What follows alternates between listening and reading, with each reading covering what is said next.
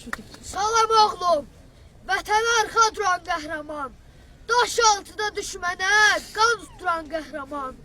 Sən bu xalqın əbədi xatirində qalmısan, Şuşanın köylərindən cənnətə yol salmısan. Salmısan ürəklərə sonsuz məhəbbət, şəhid, bu yalancı dünyada mütləq həqiqət, şəhid.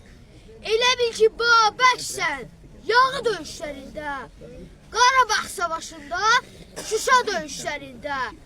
Canla zarafat olmaz, cəsarətin bəllidir.